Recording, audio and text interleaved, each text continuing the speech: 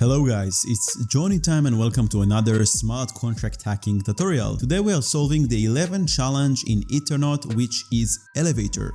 Now we're gonna use Foundry framework to solve it, so you get two birds, one shot. You learn smart contract hacking through CTF, and also you learn how to work with the best framework for smart contract development and auditing, which is Foundry. If you missed the first video in this series, make sure to watch it because this is very important, where we explain how we solve the Ethernaut challenges with Foundry. Check out my channel, check out the Ethernaut playlist and watch the first video. And don't forget to subscribe to the channel and turn on the notification button for amazing smart contract hacking and auditing tutorials.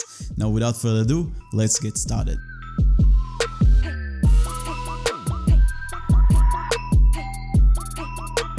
So this is the elevator challenge, and the only description that we have over here is that this elevator won't let you reach the top of your building, right? And here we have things that might help. Sometimes Solidity is not good at keeping promises, and this elevator expects to be used from a building. So we got like two hints over here, and this is the elevator smart contract. Now, before we get into the contract itself, we will just copy the contract source code to our local environment, local repository. So in the src folder, I'm going to create a new file, elevator.sol, and I'm going to paste here the smart contract. So this is the elevator smart contract. As we can see, we have an interface defined over here, building with one function isLastFloor that receives unsigned int, external function that returns a boolean. This is the elevator contract. It has two state public variables. One is top boolean, which probably means if we arrived to the top of the building or not. And the other one is u256 public floor. We have only one function, goTo, that receives a u256 floor and doesn't return anything. It's a public function. Anyone can call it. And here, basically, we wrap the message sender, the one who called this function, we wrap him with the interface of the building, and we define here the building variable. And here we have an if statement where we check if the isLastFloor function of this particular floor that passed to the function, it needs to return false, which means that we did not reach the last floor yet. So this message sender is supposed to implement the building smart contract. It's supposed to implement the isLastFloor function. And with this given passed floor to the function, it should return false, because only and only if it returns false, then we set a floor and we set the top state variable to the return value of this isLastFloor again, which is a bit weird, right? Because, okay, how can we enter to this if statement and at the same time make sure that the top is true? Because our goal, our objective, let's write it over here actually, the objective. So objectives to reach the top of the building, right? So this is our objective that was written here in the challenge itself, and it basically means that the top will be equal this boolean, right? This boolean top variable is going to be equals true. So this is our objective. But in order to make it true, we need to make sure that the isLastFloor function will return true. But if it returns true, we cannot get into this block of the if statement, because only if it's false, we can get into the if statement. So it's a bit tricky. And this is why we got a hint over here. Sometimes Solidity is not good at keeping promises. But before we move on, I want to tell you about the complete practical smart contract hacking course. If you are serious about smart contract hacking and auditing, and you want to take your skills to the next level, or maybe make a career out of it, then you should definitely check out this course, because it comes with 30 amazing chapters, including in-depth into the EVM. So we're going to cover all these kind of things that we see here in the challenges in more advanced way. And we'll have a lot of advanced chapters like flash loan attacks, Oracle manipulation, DAO attacks, and many more subjects, including amazing 7 guest lectures from the super professionals from the industry, from the Web3 security industry. And the cool thing is that all these chapters comes with hands-on exercises. To be precise, more than 50 exercises to make sure that you can actually get your hands dirty and master this skill. I truly believe in hands-on exercises and learning by doing and not just listening. On top of that, you will do a final exam, final assessment, and eventually you will receive a certification,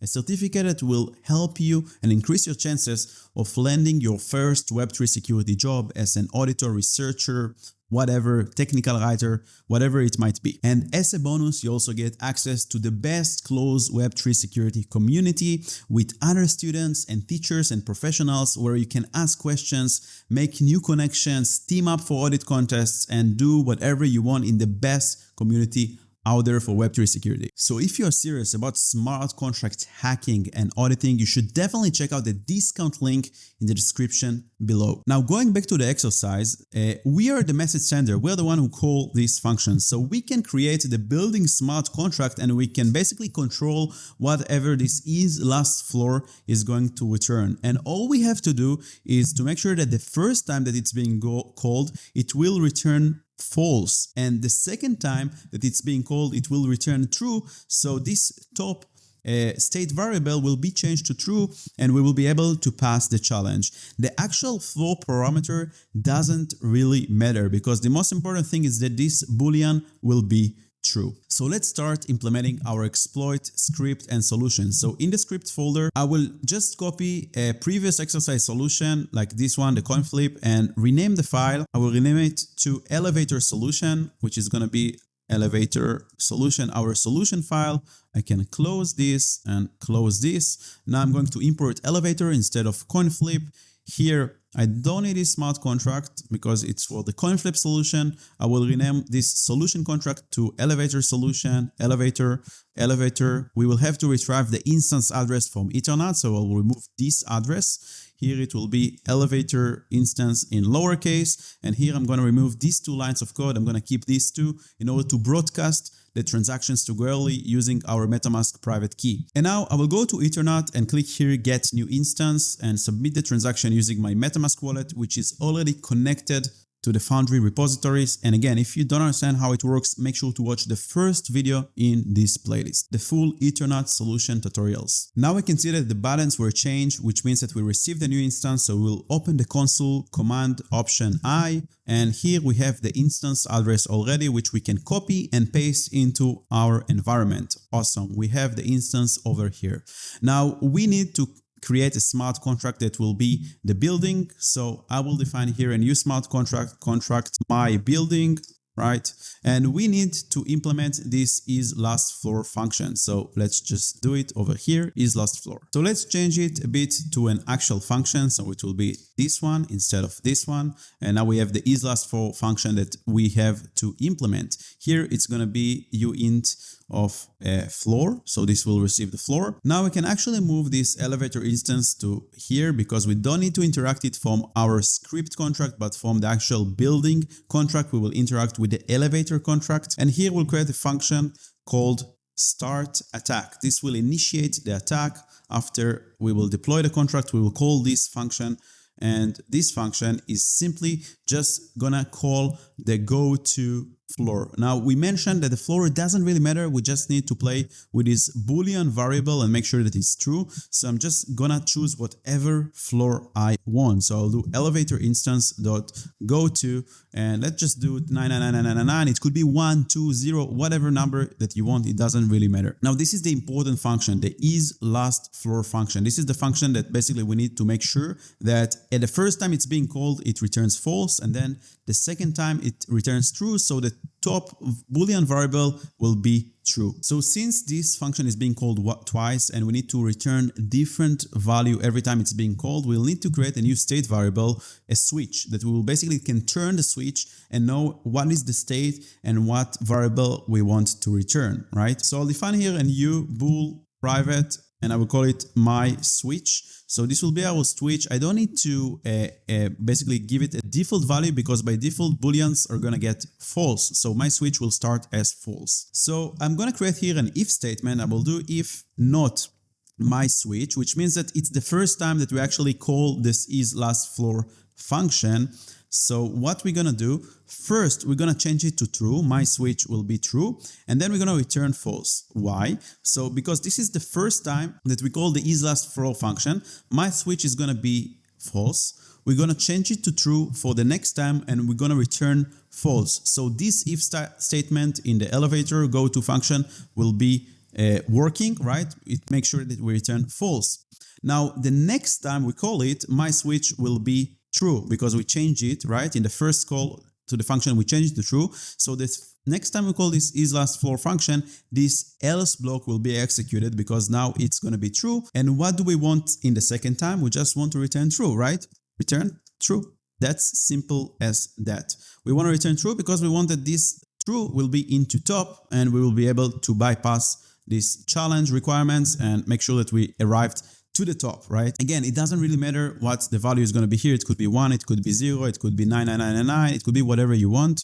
And yeah, you know what? Just for the fun of it, let's just do a floor 0, right? To show that it doesn't really matter what is the number of the floor, but we can still reach the top if we do the correct thing with the return value of this isLastFloor function. Now, the only thing left to do is just to deploy this elevator, this my building smart contract. So I'll do my building. Let's do my building equals new my building. I'm just going to deploy it.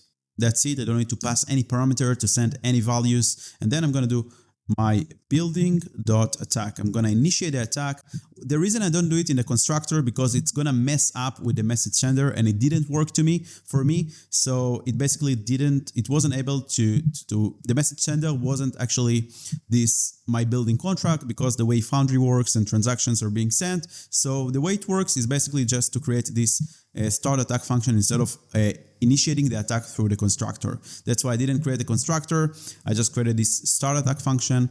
And basically, let's see what's gonna happen. So first, we deploy this my building contract, then we call the start attack function. It will call the elevator go to with 0, doesn't matter the floor number, and then it will first call the isLastFloor. The first time it will return false because switch will be false, so we'll get into this if block. Then we change the switch to true, so the next time we call it to get the value for the top variable, then it will return true because we execute the else statement because we changed the switch to true, so this if will be not executed. Awesome, and now it's time to run the script and see if it works. So I'm going to do forge script and then it will be elevator, and we need to supply here the target contract so Foundry knows to execute this elevator solution as the script. We need to make a space over here.